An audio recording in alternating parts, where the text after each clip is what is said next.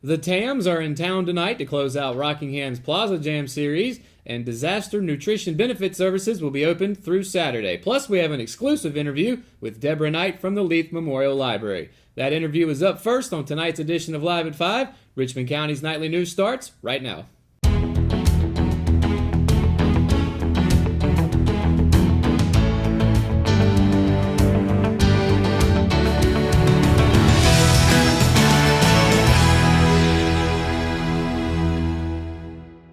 Welcome to Live at 5. We've got with us Debbie Knight, Outreach Coordinator for Leith Memorial Library. Once again, we appreciate you joining us. And as usual, you guys have a ton of stuff going on right now, right? We do have a lot of things going on, but first of all, I want to talk about what has happened in the past. We had a great summer reading. Sure. I mean, we had tons of kids, lots of fun, lots of supporters. So summer reading was a blast this year.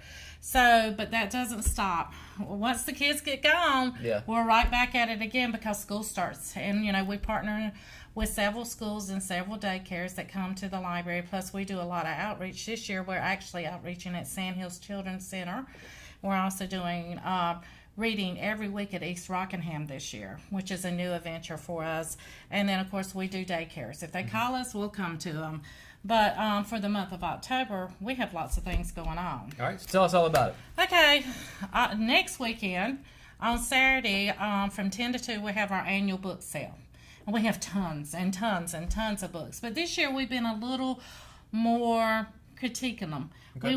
We got the best of the best. You know, if it looked trashy, we've already got rid of it. So anytime you come to our book sale, this coming not this Saturday, next Saturday, the 13th, we have good books. Some of them don't even look like they've been opened. So they look brand new. And that's going to happen from 10 to 2 next Saturday. Before we move on, how much are the books? Paperbacks are a quarter. Okay. Hardbacks are $1. All right, can't beat that. And then if you wait, you know, possibly if you wait to the end of the book sale, you may get a bag of books for $1. Who knows? Because, you know, our goal is to get rid of them. Right. Not to have to repack them back in the closet. Yeah. And I've seen that closet. That closet is awful. It is awful. It is awful. And so we have volunteers that come and help us put them out, of course. And, you know, we don't have to actually do a lot of manual labor with it. But we have volunteers that come out, help set it up. The county sets up the table. So it has become a community project. It's not just the library or the friends of the library. I mean, we have lots of people that help to make this a successful event. Okay. Then, of course, we're partnering with the downtown committee, and doing Spooktacular again. Okay.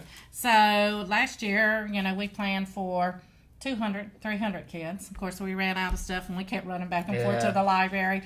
We gave out 350 bags of popcorn. Oh, wow. And that was mixed with candy, and we gave out of stuff. So, I mean, this year we're planning for 600 to 700 because I think it's going to grow every year. Yeah. And so we got plenty of stuff, and we've already, set aside, it's 4 to 6, so we're going to be there. The yard's going to be a little bit decorated this year. We didn't do that last year, so we're planning on decorating this year.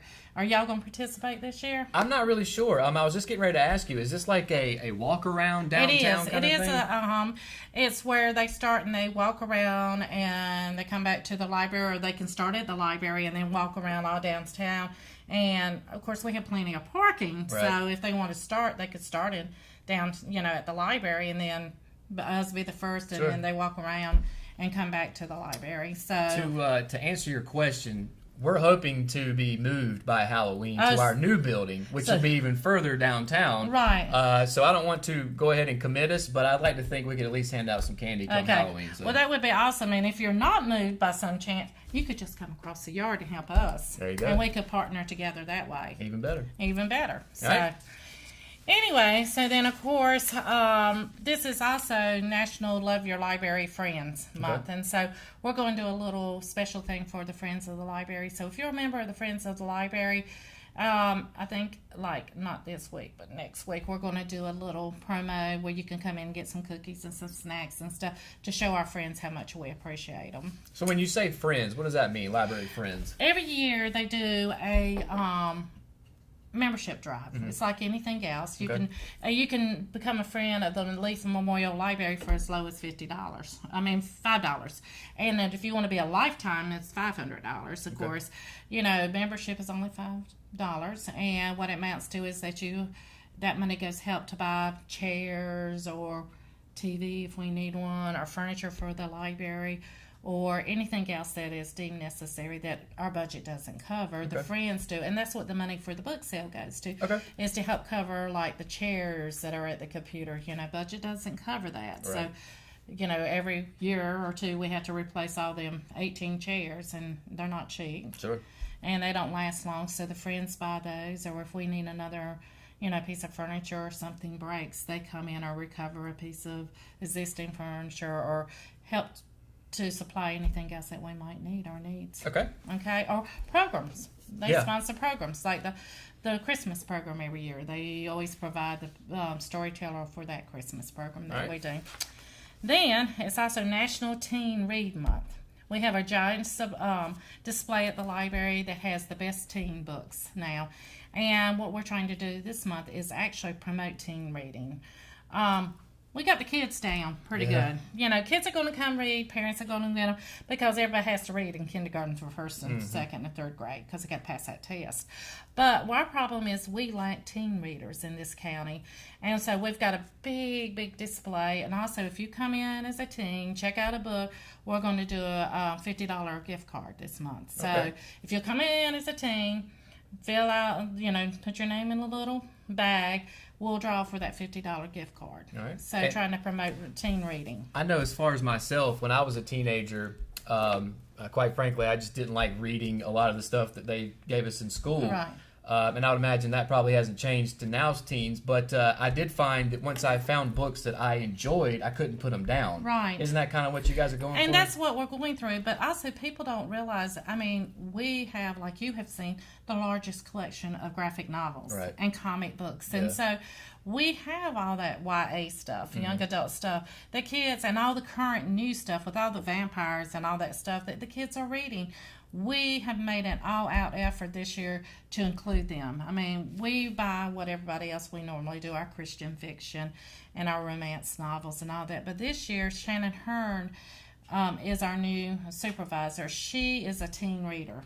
And she reads all the teen books. And so she knows what the teen want. And she has made an all-out effort this year to increase that section in our library. Plus, we're hoping in maybe a year or so to get some grant money to revitalize that area that's sitting there in that corner that's not so attractive. Right. And to get some teen furniture in there and something that would attract them to the library to want to come in and sit down and read or hang out with their friends after school. So that's what we're wanting to do. And of course, every year this time we do a big display and everything for Breast Cancer Month. And this year we've got it on the bulletin board.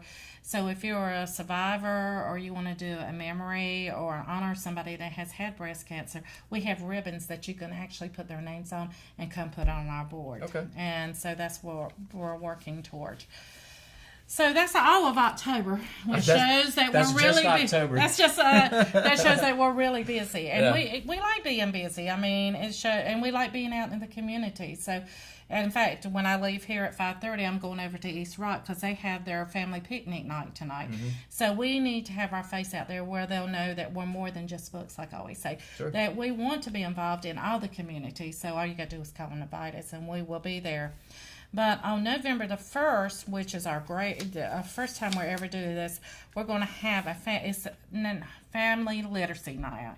So at Leith Library on November 1st, we're actually going to do a reading camping at the library. And so... Yes, explain that. And so what we're going to do is take our little room and we're going to put like 4 tents up in it. And the kids and the families are going to come. We're going to have hot dogs outside to begin with, like around 5 to 5:40. 5, we're going to give free hot dogs for kids, and parents can buy theirs. And then, like at 6 o'clock, they're going to come into the little room, and we're going to have little tents, and the room's going to be dark, with them little side lights. And we're going to have outside noises and something play, outside scene up on the big movie theater screen. And we're going to tell stories inside the tent. And then we're going to move to around the fire pit, which is inside the building, which is, not really a fire pit. I was going to say, that's electric fire pit. That's not a good combination. No. Anyway, we're going to have straw and stuff around there. And Judy Harris has agreed to come sing camp songs with the kids. Okay. And then we're going to make a craft, which is actually we're taking water bottles and putting glow sticks in them and making lanterns for the kids to take home. Yeah. So when we break them, they can actually take them home with them. And then we're going to have like trail mix and popcorn and stuff. So this is our first time they're doing this, and we're hoping all the community will come and support this, because family literacy is really important. Right. And if we don't promote reading, we don't want our kids to grow up not reading. Sure. And then, before you know it, Santa's going to be here. I don't want to hear that yet. And so on Tuesday, right after Thanksgiving, that Tuesday, we're going to have Santa over at the library. We've already booked him. I know, it's fastly approaching. I know, and from 4 to 7, we want all the kids to come. So, we are steadily planning and planning and planning. So once one thing's over with, we're in the midst of planning another activity. And, this past week you were there on Tuesday night, when we partnered with the Habitat for Humanity Women Build. So if there's an organization that wants to do, like a nonprofit that wants to hold an event at our library, we're open to that. And we want them to come use our facility, because we have a nice room, and we want it to be used. We had like 40 women there, and they were all painting, having a good time. And so all much better artists than me. Oh, much better than I. You saw what I was doing. So I was there at security, but I painted too, and so better artists than I am. But we want people to know that we're ready and we're willing to do whatever they need us to do. All right. Well, you heard it here first. If you need an event place, library is the first place to start, right? Right. And obviously, no rest for the weary, right? No.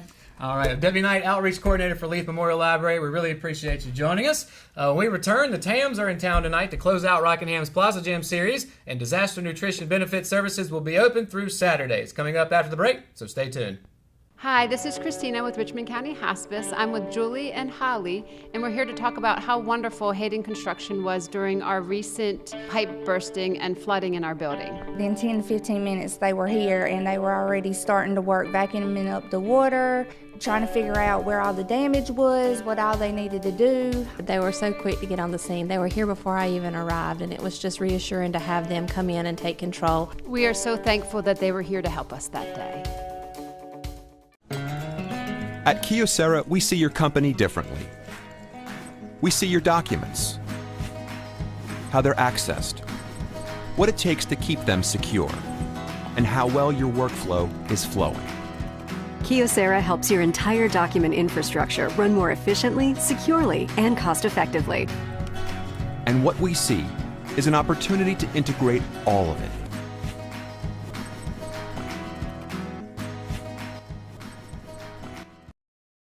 At Richmond County Hospice, we strive to provide high-quality care to our patients and their families. Whether it's the incredible hospitality at the Haven House or from the comfort of your own home, you can count on hospice to be there for you. We also offer monthly grief support groups, and our chaplain will be there to hold your hand in prayer. Through our amazing staff and our volunteers, hospice has made difficult times easier for our community. Call the number on your screen if you feel that you or your loved one may benefit from our services. Richmond County Hospice. Peace, comfort, dignity.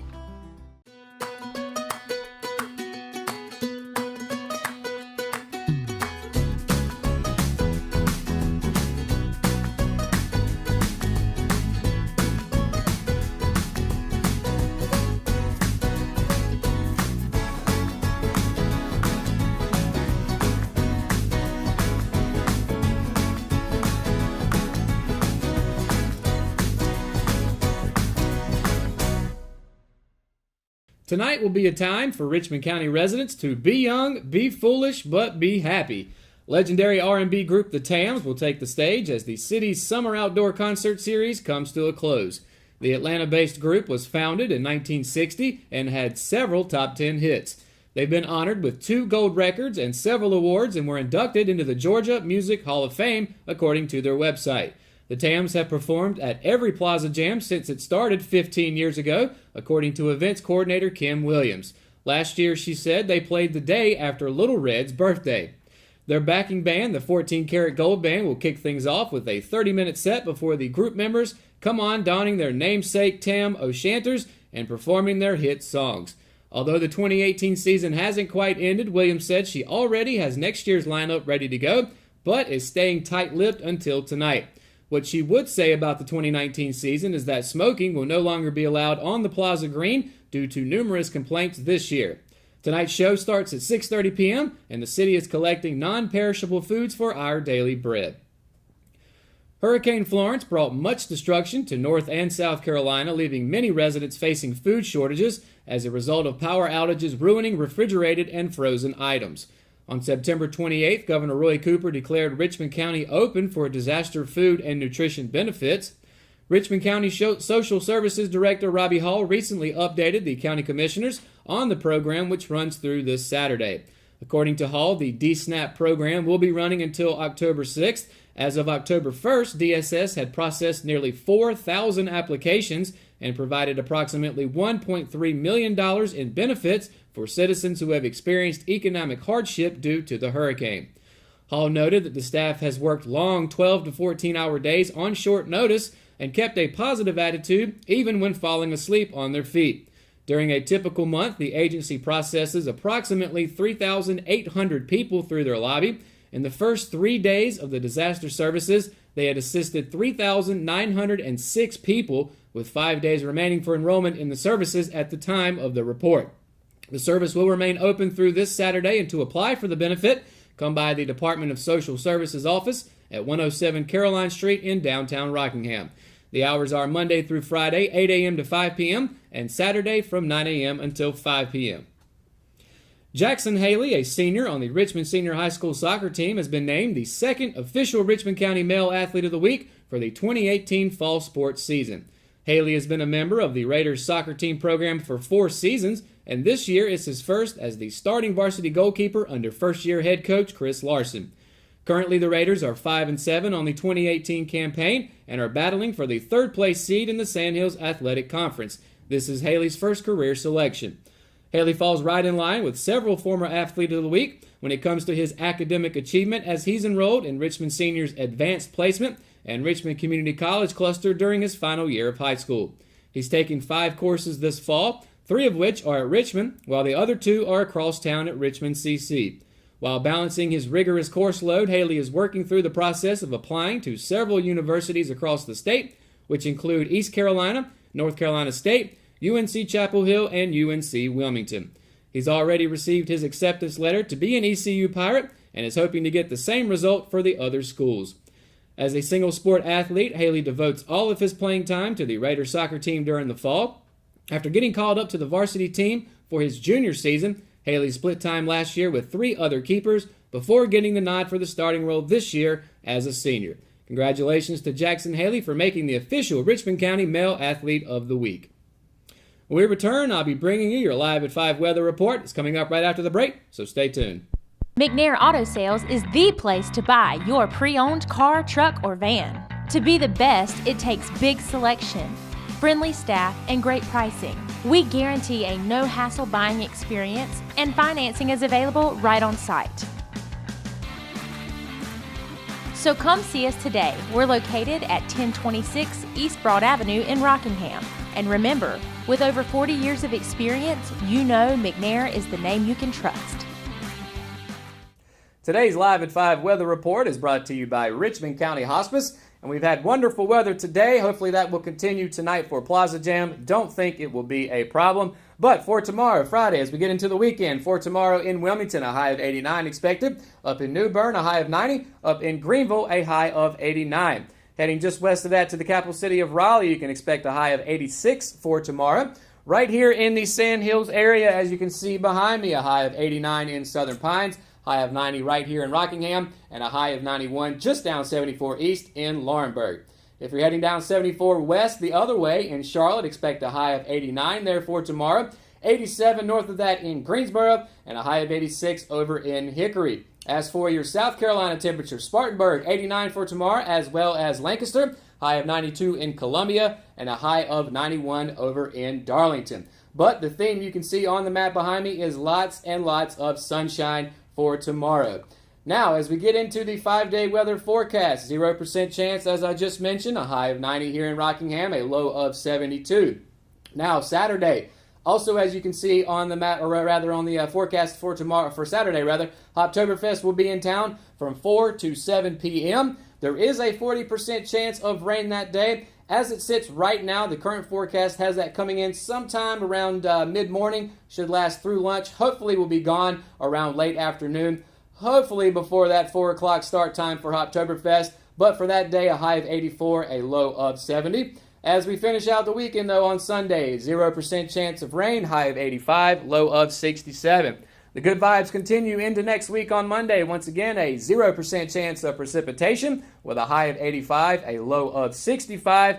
And as we finish out the next 5 days on Tuesday, slight 30% chance of precipitation then, high of 85, low of 68. Probably shouldn't expect too much more than cloudy skies that day. But as I've mentioned, as we sit right now, that's the anticipation for Saturday. That could change, could come in a little earlier, could completely move out and we not see it till Sunday or not at all. Hopefully it won't affect Hoptoberfest at all this year.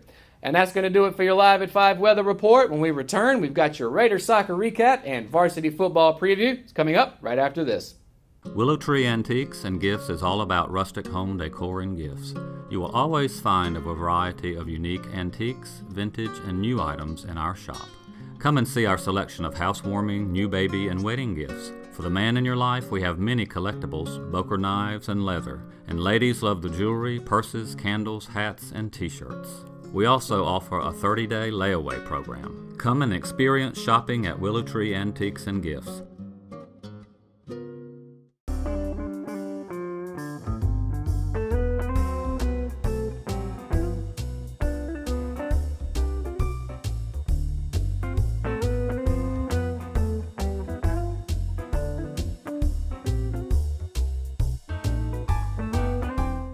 One of Richmond Senior High School's varsity soccer team's most impressive wins of the season came when it stunned SAC foe Jack Britt High School 3-0 on September 5th. Back in action on the road Wednesday to wrap up the regular season 2-game series against the Buccaneers, it was Richmond that walked off the pitch on the wrong side of the scoreboard. Jack Britt scored 2 unanswered goals to slip by the Raiders by a final score of 2-1. First-year head coach Chris Larson's team has had 2 tough matches to start the week, as it was narrowly defeated by rival Pinecrest High School on Monday at home. With the back-to-back SAC losses, the Raiders have traded spots in the SAC standings, with Jack Britt falling from 3rd to 4th place. Richmond will be back in action tonight at home against another tough opponent, this time in non-conference Terry Sanford High School. The match is scheduled for 7 p.m. When asked if there are any games during his high school football head coaching career that his team was favored and supposed to win but didn't, Brian Till will tell you there are 2. One of those games is last season's 41-20 road loss to Jack Britt High School. A game that Till noted was filled with too many long plays for the Buccaneers that still sticks in the front of the coach's memory. But luckily for the Raiders, Friday's home bout with the SAC opponent provides a shot at redemption. And Till and the boys in green and gold are ready. Last week, Till's squad crushed Pinecrest High School 31-0, a follow-up of a 30-19 road win against Butler High School before Hurricane Florence. Jack Britt returned several key players from last year's surprise victory, and Richmond is primed and ready for its second SAC battle of the season. Last week, Jack Britt battled Lumberton High School in a game that went to quadruple overtime before emerging as the victor 15-14 over the Pirates. While the number one key to a victory over the Bucs remains in keeping the Jack Britt offense off the field, Till explained that the kicking game could play a huge factor as well. Kickoff is set for 7:30 p.m. Friday at Raider Stadium. And that's going to do it for today's edition of Live at 5. If you haven't already, be sure to download the Richmond Observer app for your iPhone and Android devices. For all the latest news here in Richmond County, visit richmondobserver.com. Be sure to tune in to Good Morning Sandhills Monday through Friday, 6:30 to 8:30 a.m., especially for tomorrow when we're giving away 2 sets of Hoptoberfest tickets for free. And don't forget, the RO Sports Show is coming up right after this at 5:30. Thanks for watching Live at 5. Good night, Richmond County.